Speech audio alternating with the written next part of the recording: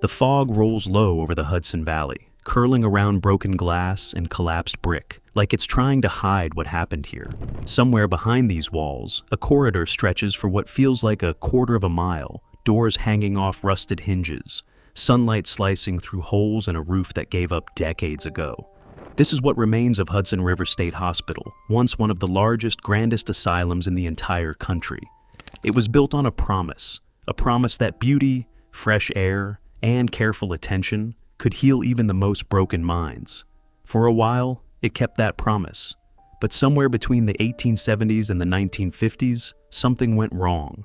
A hospital built to house a few hundred patients in dignity and calm swelled to hold nearly 6,000 souls, until the wards meant for healing became halls of restraint chairs, ice baths, and forgotten names. Patients who arrived hoping for care sometimes left only in an unmarked grave on a quiet hillside behind the buildings. Today, urban explorers whisper about voices in empty stairwells and cold spots in the old wards. Stories passed down until no one can say where history ends and legend begins.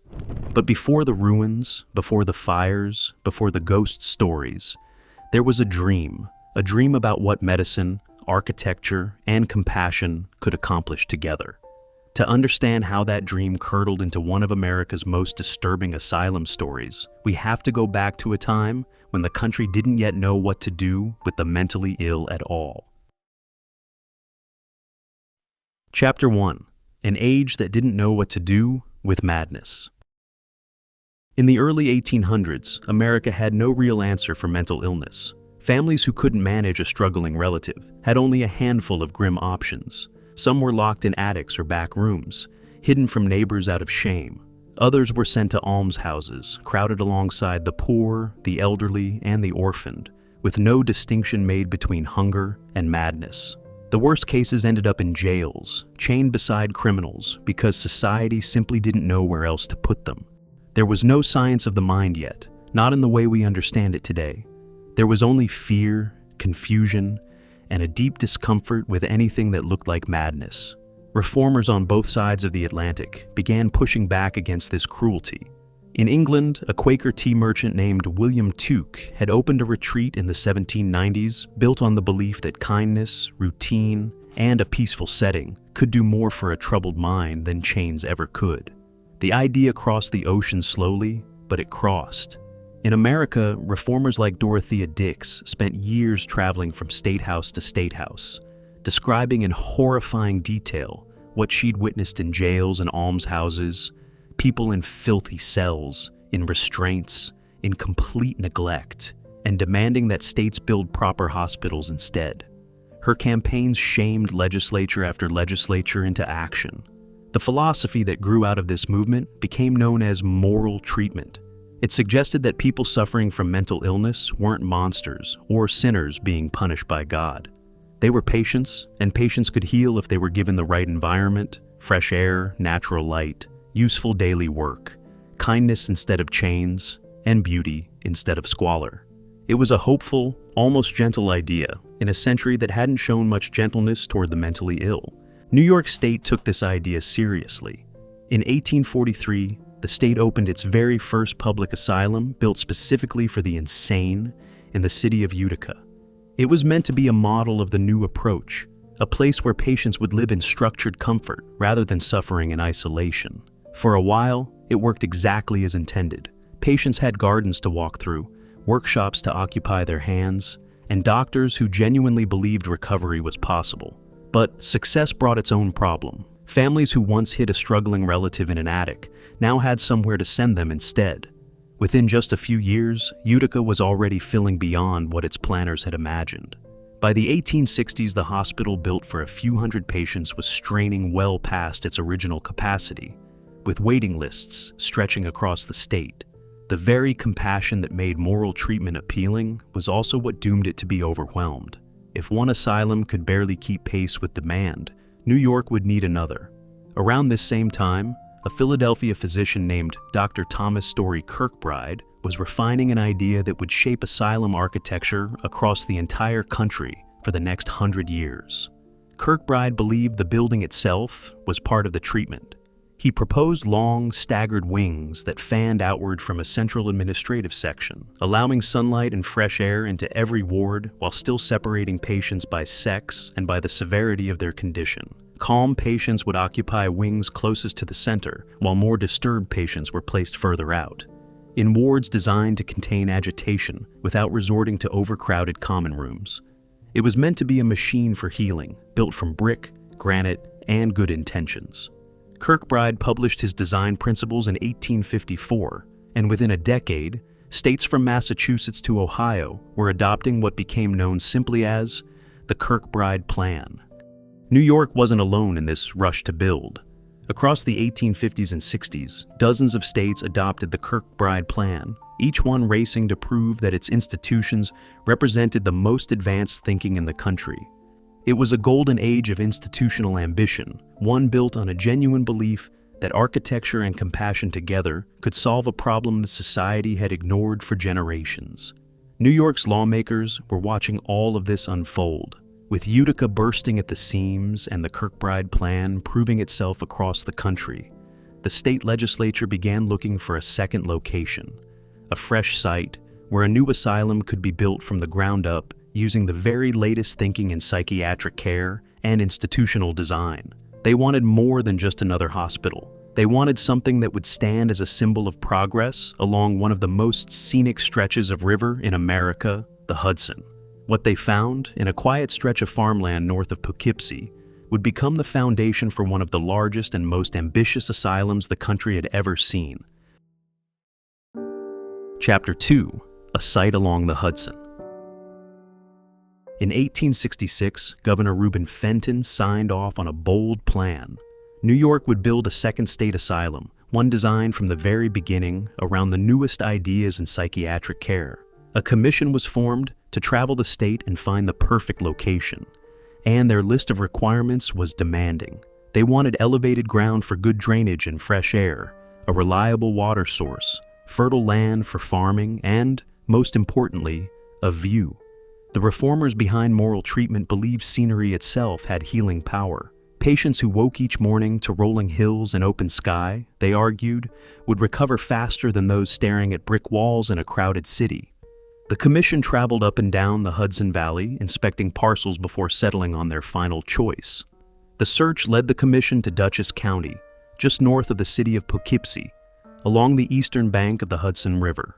The land they found had a rich and layered history. Portions of it had once belonged to the Roosevelt family, and other sections to the Davis family, prominent Hudson Valley landowners, whose names were already stitched into the story of the region. Local citizens, eager to bring the prestige and economic benefit of a major state institution to their community, supported the effort to assemble the site, which eventually stretched across more than 300 acres of rolling farmland with sweeping views of the river below. Exactly the kind of setting moral treatment reformers had been dreaming about. But land alone wasn't enough. The commission wanted this new asylum to be more than functional. They wanted it to be beautiful, a place that would prove to the entire nation that New York took the treatment of the mentally ill seriously. To achieve that, they turned to some of the most respected names in American design. Frederick Clark Withers, a British-born architect known for his work in the Gothic Revival style, was chosen to design the buildings themselves. Withers had already built churches and institutions across the Hudson Valley, and his eye for dramatic, soaring architecture made him a natural fit for a project meant to inspire awe as much as comfort. For the grounds surrounding the buildings, the commission brought in two names that would have made any city planner in America jealous: Calvert Vaux and Frederick Law Olmsted.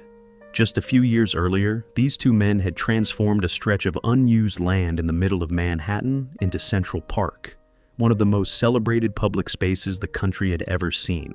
Now they would apply that same philosophy, using curving paths, open lawns, and carefully placed trees to a very different kind of project, a landscape meant not for recreation, but for recovery. Vaux and Olmsted believed that the environment surrounding a patient could either soothe a troubled mind or make it worse. Every slope, cluster of trees, and winding walkway was placed with intention, designed to calm rather than confine. Together, these choices reflected something remarkable for the era: This wasn't simply a hospital being built to warehouse the mentally ill and forget about them. It was meant to be one of the most thoughtfully designed institutions in the country. The site north of Poughkeepsie had everything the reformers wanted: elevation, water, farmland, scenic beauty, and some of the finest architectural and landscape minds in America, ready to bring it to life. No one fully grasped yet just how large this institution would eventually grow, or how the very ambition behind its creation would one day become part of its undoing. Chapter 3: Cathedral for the Mind. Construction began in 1868, and from the very first foundations, it was clear this would be no ordinary building. Frederick Clark Withers designed the main structure using the Kirkbride plan, but he layered onto it something few other asylums in the country could claim: a high Victorian Gothic style, all steep roofs, patterned brickwork, pointed arches, and soaring towers that looked more like a European cathedral than a hospital. Locals who watched the walls rise from the farmland began calling it a palace built not for royalty, but for the mentally ill, a statement that even society's most forgotten citizens deserved grandeur. The design followed Kirkbride's staggered wing layout, with the main administrative building at the center, and long wards extending outward on either side like the wings of a great bird, or, as some later described it, like a bat spreading its wings across the landscape. One side of the building housed male patients, the other housed female patients, and the layout was deliberately arranged so the two sexes would rarely cross paths. Even the chapel was carefully positioned so that men and women could attend services without ever laying eyes on one another. Every hallway, staircase, and window was placed with a purpose.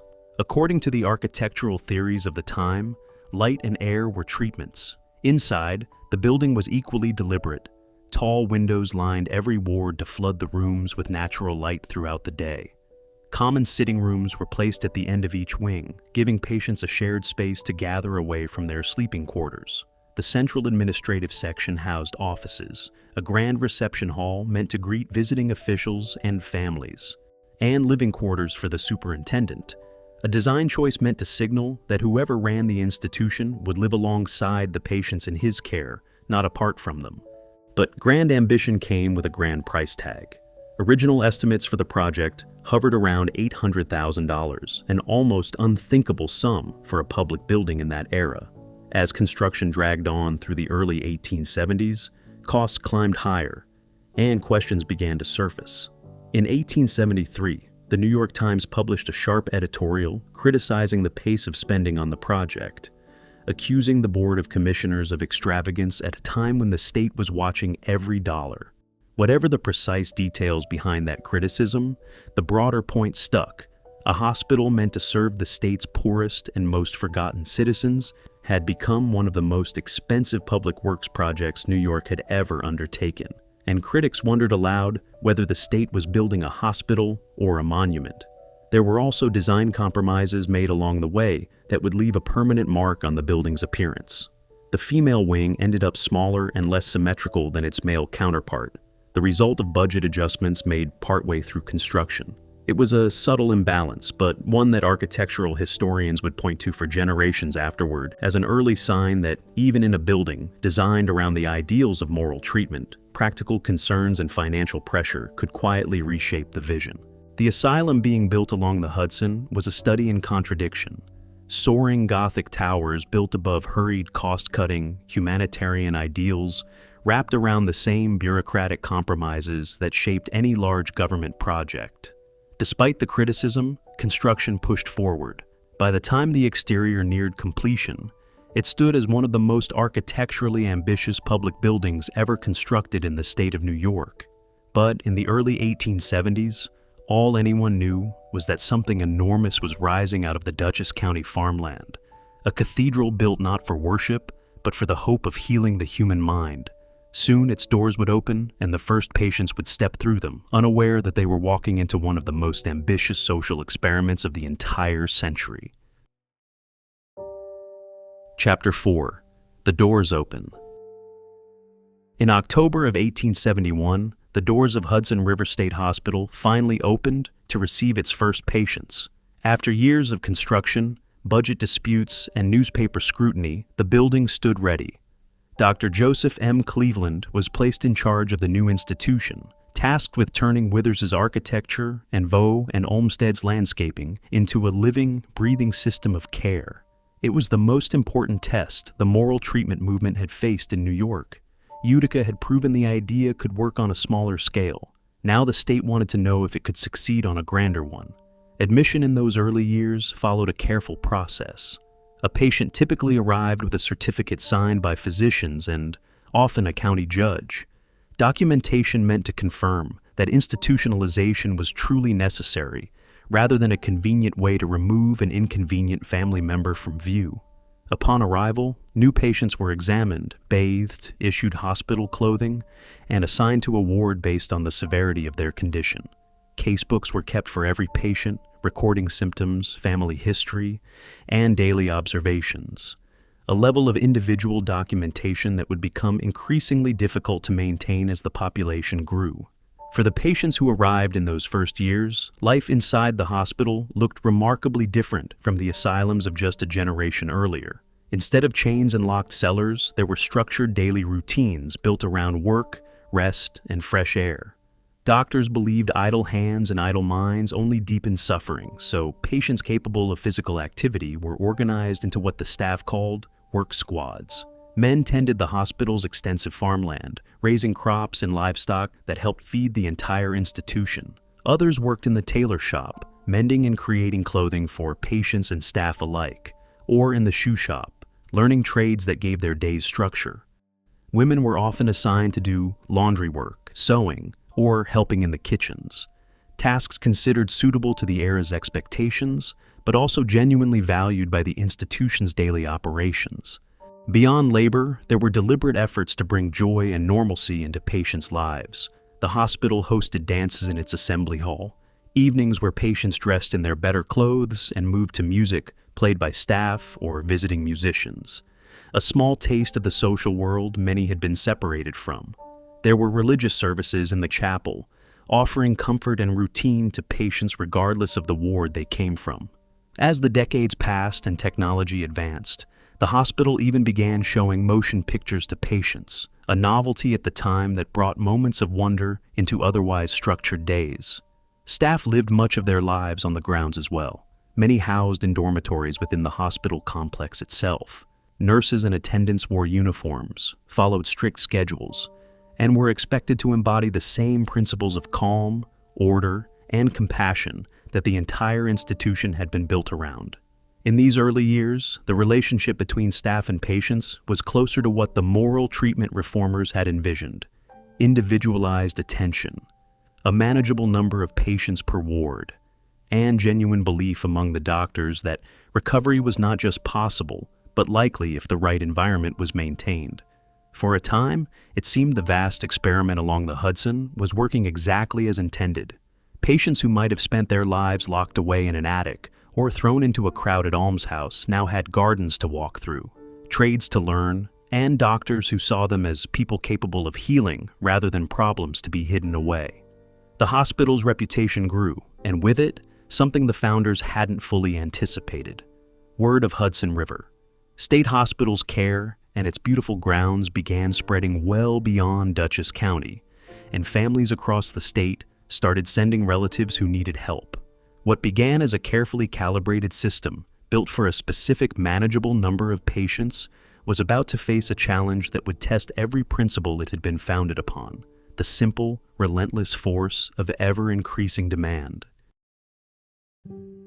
Chapter 5. The Slow Swell. By 1890, fewer than 20 years after its doors first opened, Hudson River State Hospital was already housing more than 900 patients. On paper, that number might have seemed manageable for a building of its size, but the wards had been designed around the idea that smaller, more intimate groupings allowed for real individualized care, and 900 patients spread across those staggered wings was already stretching that theory thinner than its architects had ever intended. And the numbers kept climbing. Word of the hospital's reputation, its scenic grounds, its structured work programs, its promise of genuine treatment continued to spread across New York State. Families who once had nowhere to turn now saw Hudson River State Hospital as a real option. and judges committing patients through the courts saw it the same way. The state responded the only way it knew how. It kept building. New wards were added onto the original structure throughout the 1880s and 90s. Additional cottages went up on the surrounding farmland, part of a broader movement across American asylums towards smaller, home-like buildings, for patients considered well enough to live with a bit more independence. Each addition was meant to relieve pressure on the main building. Instead, each new addition seemed to attract just as many new patients as it accommodated. The patients arriving during these decades came from an increasingly broad cross-section of New York society. Some suffered from what doctors of the era diagnosed as melancholia or mania. Others were elderly patients with what would later be understood as dementia, immigrants struggling with the trauma of dislocation and poverty, or women committed for behavior that a more permissive era would never have considered a sign of mental illness at all. The hospital had been built to treat a relatively narrow category of severe mental illness. It became a catch-all for a society that still had no good answer for poverty, old age, or nonconformity. By the turn of the century, Hudson River State Hospital was no longer just the grand Gothic building visible from the river. It had become a sprawling campus, an entire small town devoted to psychiatric care, with its own farm operations, its own power plant, its own staff housing, and its own internal economy of labor and trade. The scale was remarkable, but it also revealed a growing problem that no amount of construction could fully solve. The original vision was becoming harder and harder to maintain as the population climbed into the thousands. The very qualities that made the hospital successful were now working against it. Beautiful grounds and a strong reputation brought more patients. More patients required more buildings. More buildings required more staff, more funding, and more administrative oversight. And every layer added to the system pulled the institution a little further from the intimate, almost gentle model of care that the moral treatment reformers had first imagined back in the 1850s. What had begun as a carefully designed therapeutic environment was slowly transforming into something closer to a machine built to manage numbers rather than nurture individuals. By the early 1900s, whispers of concern had already begun circulating among hospital administrators and state officials. Reports noted that certain wards, originally designed to comfortably house a modest number of patients, were now packed well beyond their intended limits. Beds lined hallways that had never been meant to serve as sleeping quarters. Staff who had once known every patient's name and history now found themselves responsible for dozens, then hundreds, of individuals they could barely keep track of. The hospital wasn't failing because its founders had been wrong about the healing power of architecture, nature, and structure. It was failing because success itself, an ever-growing flood of patients seeking help, had outpaced every plan the original architects and doctors had put in place. And this slow swell, decade after decade of quiet overcrowding, was only the beginning of a much darker chapter still to come. Chapter 6. Behind Locked Doors. As the patient population climbed year after year, the gentle daily routines of the hospital's early days began giving way to something harsher, a system built less around individual healing and more around simple control. With wards holding far more people than they were ever designed for, staff needed tools to manage patients who became agitated, violent, or unmanageable. And the tools available to 19th and early 20th century medicine were often as frightening as the conditions they were meant to treat. One of the most notorious devices used across asylums of this era, including Hudson River State Hospital, was known as the Utica crib. It looked almost like an oversized infant's crib, a wooden enclosure with a barred or slatted lid that could be latched shut over a patient lying inside. Originally designed with the intention of preventing patients from harming themselves during violent episodes, the crib instead became a symbol of everything moral treatment had promised to leave behind. Patients could be confined inside for hours, sometimes far longer, their movements reduced to nothing, while attendants attended to the growing number of others requiring supervision. Alongside the crib, hospitals of this era relied on devices like the Rush tranquilizing chair, named after the physician who popularized it decades earlier. The chair restrained a patient's arms, legs, and sometimes even their head. It had been designed with genuine medical theory behind it. the belief that reducing physical stimulation could calm an overactive mind. But in practice, it often amounted to little more than prolonged physical confinement dressed in the language of treatment. Hydrotherapy became another cornerstone of care during this period, and Hudson River State Hospital, like most large asylums, built entire treatment rooms devoted to it. Patients were placed in continuous baths, sometimes for hours at controlled temperatures meant to soothe agitation. Others underwent the opposite treatment, brief but intense cold plunges or needle spray showers meant to shock the nervous system into calm. Wrapped wet sheet treatments were also common. Some patients did report a genuine calming effect from these treatments. For others, being strapped into tubs or wrapped tightly against their will only deepened their distress. Medication offered doctors another way to manage the growing ward populations.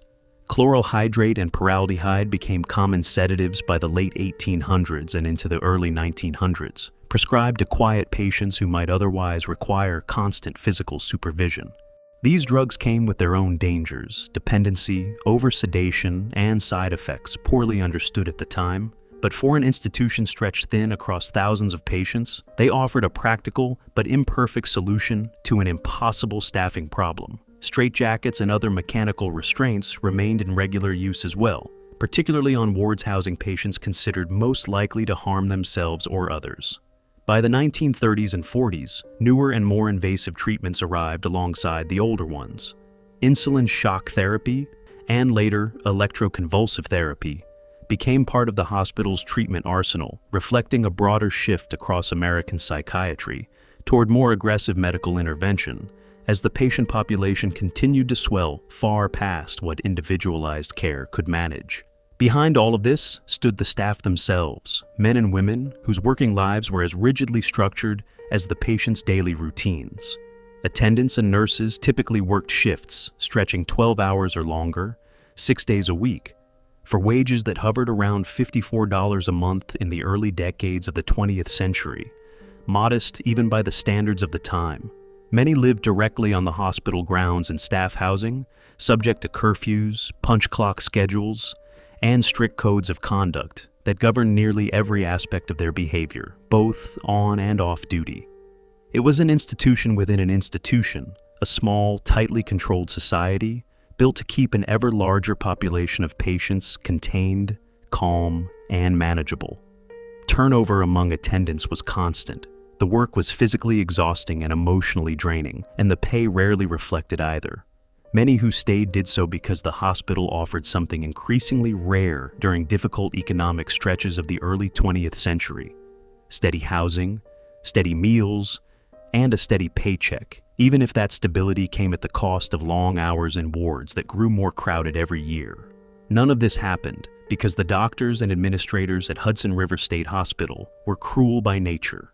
Many genuinely believed in the treatments they were applying, working within the limited medical understanding available to them, and under the crushing weight of a patient population that had grown far beyond anything the original architects had planned for. But belief and good intention could not erase the reality experienced by patients confined to cribs, strapped into chairs, or left shivering in wet sheets for hours at a time. The hospital that had opened its doors in 1871, promising light, air, and dignity, now found itself relying on methods that, decades later, would be remembered as some of the darkest chapters in American psychiatric history.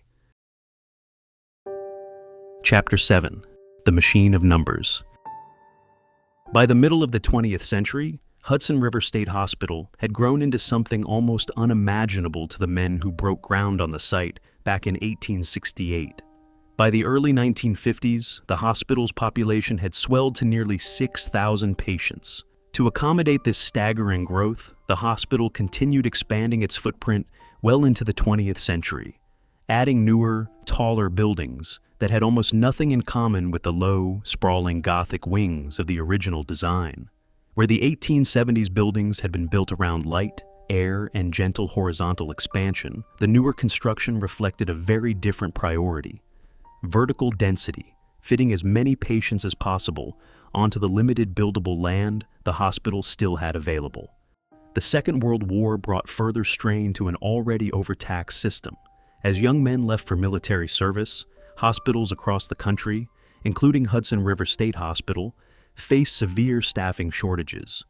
Trained attendants and nurses became difficult to replace, and the hospital was forced to adapt its operations in ways that stripped away much of the individualized dignity the moral treatment reformers had once championed. Dining rooms that had once served patients with some degree of ceremony shifted toward cafeteria-style service, patients moving quickly through lines to receive meals on simple metal trays rather than the china place settings used in earlier decades. It was a small change on paper, but symbolically significant, a shift away from treating patients as individuals deserving of comfort and toward managing them as a population requiring efficient processing. The hospital's farm colony continued operating through these decades as well, with patients still tending livestock and fields under staff supervision. But even farm labor had begun shifting in purpose. Where the original architects had envisioned useful work as a form of therapy, the farm operation now functioned first as an economic necessity, a way to feed thousands of patients as cheaply as possible on a state budget, stretched thin by the sheer scale of the institution. Behind the scenes, the sheer administrative weight of running an institution this size had become its own kind of machine. Record keeping, staffing schedules, food service, laundry operations, and farm production all had to function in near-perfect coordination to keep nearly 6,000 patients fed, clothed, and supervised each day. Yet, for all this scale and organizational sophistication, something essential had been lost. Doctors who might have once known every patient under their care by name now oversaw wards containing dozens, sometimes over 100 individuals. Attendants moved through their shifts managing behavior and logistics, rather than fostering the kind of personal relationships the original moral treatment philosophy had been built around. The irony at the heart of this era was impossible to ignore.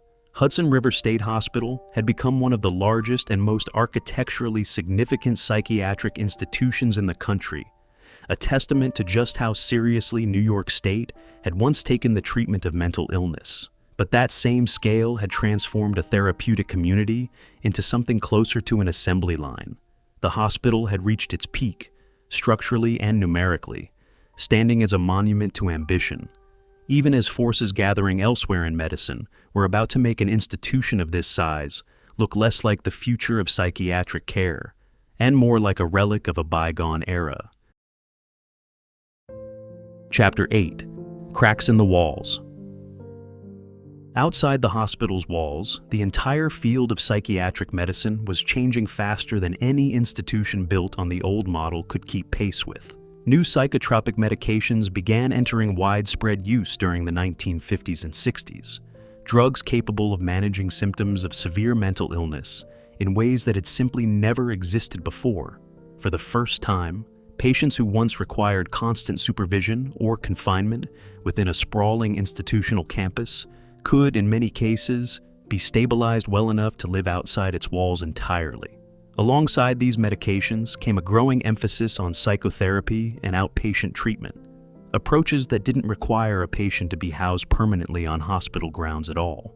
Chlorpromazine, one of the first widely adopted antipsychotic medications, spread through American psychiatric hospitals during the 1950s, and its effects were profound. Patients who had spent years confined to disturbed wards could, for the first time, hold conversations, follow routines, and in many cases, be discharged into community settings that would have been unthinkable a decade earlier. Outpatient clinics began opening in towns and cities across the state, offering an alternative to institutionalization that hadn't meaningfully existed before. This shift was devastating for the institution itself. As medication and therapy offered new alternatives, the massive campus that had once represented the cutting edge of a psychiatric treatment began to look increasingly outdated, an expensive relic built for a model of care the country was rapidly moving away from. Physical decline followed close behind this philosophical shift. Fire had always posed a serious risk in a complex this size, built largely from wood, brick, and aging infrastructure stretched across a century of continuous use. During the 1960s, a fire broke out that came dangerously close to reaching the hospital's central administration building. The blaze was contained before it could destroy the structure entirely, but it served as a warning of just how vulnerable the aging campus had become. especially as state funding increasingly shifted away from institutional psychiatric care and toward the newer outpatient model. Maintenance began falling further and further behind. Roofs went unrepaired. Plumbing and electrical systems, some dating back to the original 1870s construction, aged well past their intended lifespan. By the late 1970s, conditions inside portions of the original Kirkbride wings had deteriorated to the point that entire sections were closed off entirely, deemed unsafe for continued use. Floors in some areas had begun to buckle and collapse under decades of neglect. The same brick and timber that had once been celebrated in newspaper editorials for their Gothic grandeur, now crumbling under the weight of time and diminished investment. It was a quiet, almost invisible kind of collapse. Nothing as dramatic as a single catastrophic event, but rather a slow accumulation of closed wards, deferred repairs, and a shrinking sense of purpose. The hospital that had once stood as a symbol of New York's commitment to psychiatric care was now caught in an uncomfortable transition, still operating, still housing patients, but functioning within a shell far larger than its declining population and shrinking resources could justify.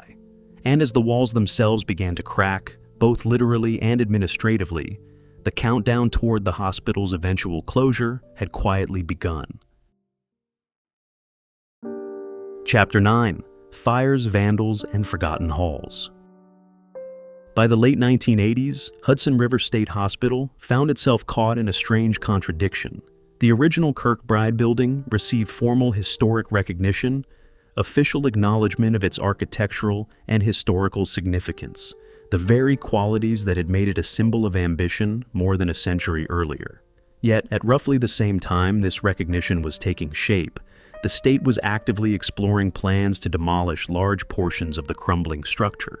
Preservationists and historians argued the building deserved to be saved and restored.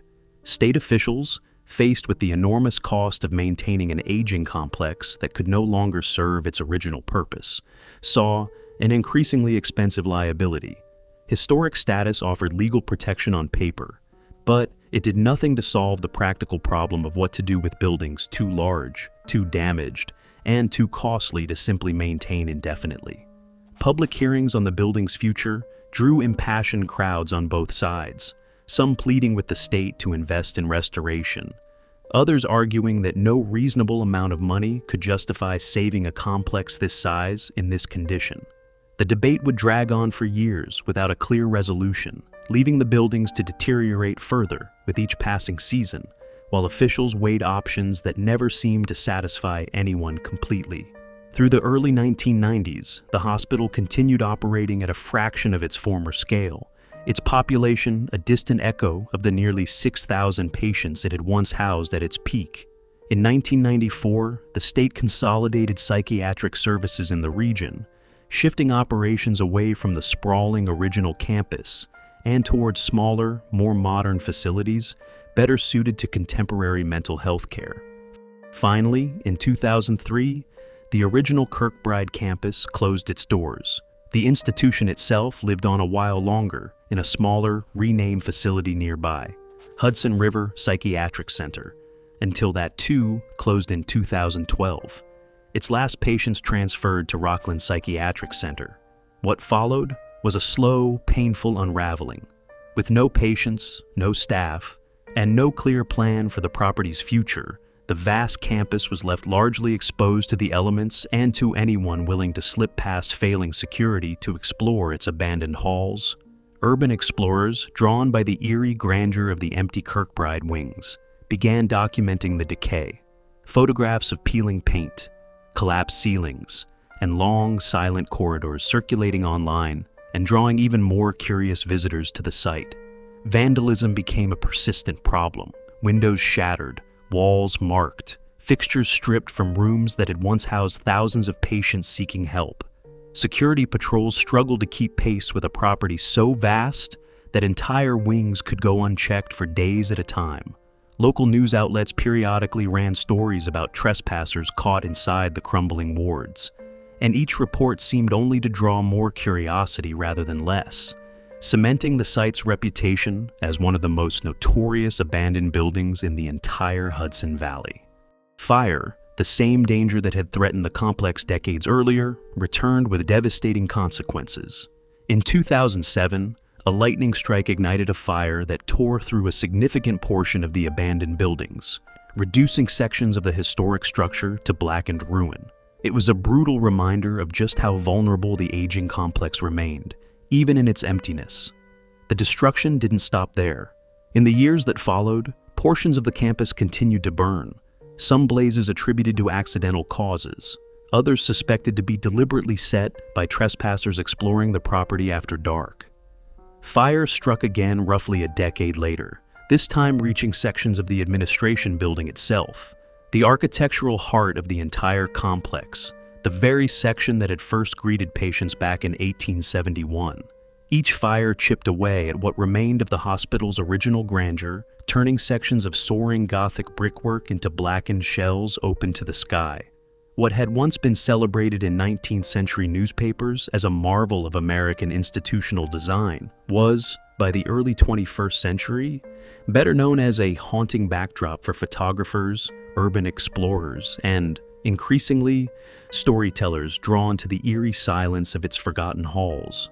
The building that had promised healing and dignity to thousands of patients now stood as a crumbling monument to abandonment, its towers visible for miles along the Hudson River, empty and unlit, waiting either for demolition or for some new purpose that, for years, remained frustratingly out of reach. Chapter 10. The Graves No One Marked.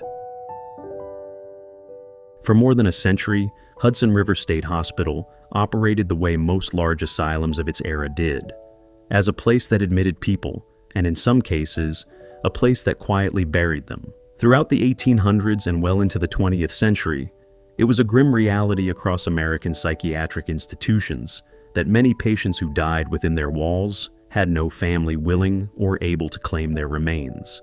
Some had been committed by relatives who never visited again. Others had drifted so far from their communities through poverty, estrangement, or the simple stigma attached to mental illness that by the time they died, there was no one left to call. For institutions built to serve thousands, this created a practical and deeply uncomfortable problem: what to do with the bodies of patients no one came for. Like many state asylums of the period, Hudson River State Hospital maintained its own burial grounds on the property, modest plots of land set aside not for elaborate memorials, but for simple, often anonymous interment. In many cases, graves were marked only with small numbered stones or metal markers rather than names, a practice common across psychiatric institutions of the era, intended more as an internal record-keeping system than a lasting tribute. Over the decades, as records were lost, markers deteriorated, or sections of land were repurposed, many of these burial sites became exactly what the hospital's critics feared: places where people who had already been forgotten in life were forgotten again in death. This pattern, unfortunately, wasn't unique to the Hudson Valley.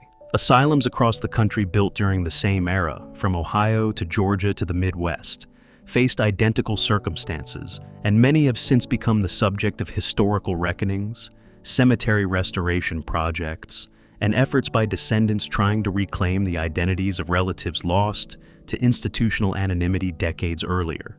At Hudson River State Hospital, local historians and preservation groups have spent years working to locate, document, and honor burial sites connected to the institution, an effort complicated by incomplete records and the sheer passage of time. Genealogists and family researchers occasionally reach out to historical societies in the area, hoping to trace a distant relative who vanished from family records sometime in the late 19th or early 20th century, only to discover, decades later, that the answer lies in a numbered plot rather than a named headstone. These small, quiet acts of rediscovery have become one of the few ways the hospital's forgotten dead are ever truly remembered. It's this history, real, documented, and deeply human, that has fed into the darker legends now associated with the abandoned campus. Urban explorers who've slipped past fences and security in the years since the hospital's closure describe an atmosphere unlike almost any other abandoned site in the region. Long, silent corridors, sudden temperature drops in certain wards, and an unshakable sense of being watched while walking through rooms that once held patients living out some of the most difficult chapters of their lives.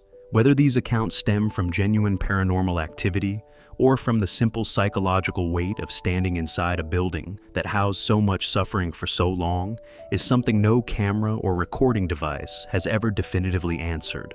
What can be said with certainty is that Hudson River State Hospital's grounds hold real physical evidence of lives that ended quietly and anonymously, and that reality alone is often more haunting than any ghost story built around it. Chapter 11. Redemption or Ruin. In the years following its closure in 2003, Hudson River State Hospital became the subject of one of the most ambitious redevelopment proposals in the Hudson Valley. A development group known as Hudson Heritage announced plans for a massive mixed-use project, one that promised to transform the historic campus into a community of new housing, retail space, and preserved parkland, all while honoring the architectural legacy of the original Kirkbride building. It sounded like exactly the kind of second life that historic preservationists across the country dream about, for buildings too significant to demolish, but too damaged to simply leave standing on their own. Early plans called for the restoration of the Kirkbride building's dramatic facade, along with the preservation of the sweeping Great Lawn that Vaux and Olmsted had designed more than a century earlier as part of their original therapeutic landscape. Developers spoke of blending new construction with historic architecture, creating a place where people could live and work, surrounded by the same scenic grounds that had once been intended to calm the minds of psychiatric patients. For a community that had watched the campus decay for years, the proposal offered genuine hope that the site's story might finally shift from abandonment toward renewal. But hope has repeatedly collided with delay. Over more than a decade, the project passed through a string of different hands, each one running into the same wall of setbacks, financing difficulties, shifting market conditions, and the sheer logistical complexity of rehabilitating buildings that had suffered years of fire damage, structural decay, and vandalism. The site changed ownership more than once, at one point passing to a non-profit mortgage lender's development arm before selling again in 2013. It wasn't until around 2019 that Sabre Real Estate North partnered with EFG to form EFG Sabre Heritage, the group now leading the Hudson Heritage Project and finally securing approvals to move forward at scale. Promised timelines came and went long before that partnership existed. Groundbreaking ceremonies were held for new residential sections of the property, and portions of new construction did eventually rise on land once occupied by outbuildings and staff cottages. But the centerpiece of the plan remained perpetually delayed, its scaffolding going up and coming down over the years without the building ever fully reopening. Sections of the property remained fenced off and deteriorating even as press releases continued to describe ambitious plans for the future. For many residents of Poughkeepsie and the surrounding area, the redevelopment came to symbolize not renewal, but a kind of institutional limbo, a historic landmark caught between preservation and collapse, its fate perpetually described as imminent, yet perpetually unresolved. Preservation groups have refused to let the site fade quietly into further ruin. Organizations connected to the Olmsted legacy, along with local historical societies, have continued advocating for careful restoration efforts, pushing back against any plans that would prioritize convenience over historical integrity. Some have proposed memorial efforts specifically honoring the patients who lived, worked, and in many cases died on the property. An acknowledgement that any future built on this land carries the weight of everyone who came before. These advocacy efforts have drawn comparisons to other Kirkbride-designed asylums across the country that managed to find new life. In Buffalo, New York, a similar 19th-century Kirkbride building was transformed into a boutique hotel and architecture center. In Weston, West Virginia, another former asylum reopened as a museum and tourist attraction. In each of these cases, restoration only became possible once a developer, a nonprofit, or a government agency committed real, sustained funding to the project, rather than treating preservation as an afterthought layered onto a larger commercial plan. These examples offer proof that a building's difficult past doesn't have to mean an impossible future. Yet, for Hudson River State Hospital, that future remains unwritten. The Kirkbride Tower still stands above the Hudson Valley, visible for miles, caught somewhere between the grand vision of 1868 and whatever comes next. Scaffolding appears and disappears. Fences go up around sections rumored to be under renovation, only for progress to stall once again.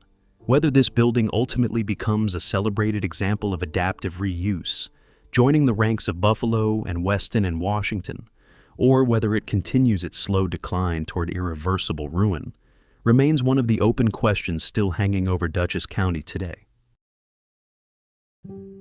Chapter 12. What the Hudson Left Behind. Standing today along the eastern bank of the Hudson River, the old Kirkbride Tower still catches the eye of anyone driving past on the highway below, its silhouette instantly recognizable even to those who know nothing of its history. It's easy, looking at those broken windows and crumbling brick, to see only decay. But the fuller story of Hudson River State Hospital is something more complicated than a simple tale of ruin. It's the story of an idea, genuinely hopeful, genuinely well-intentioned, that grew faster than anyone could control until the very success of that idea became the force that unraveled it. The men and women who broke ground here in 1868 believed that architecture, landscape, and compassion could heal the mind just as effectively as any medicine.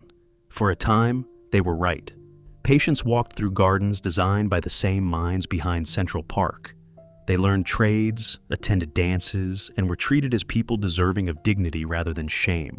But as word spread and demand grew, that same promise of care drew in more patients than any hospital could have reasonably served. And somewhere along the way, the individual attention that had defined moral treatment gave way to a system built for managing numbers rather than people. The hospital's decline wasn't the result of a single villain or a single failure. It was the slow accumulation of good intentions colliding with limited resources, changing medical science, and the sheer unmanageable scale of human need.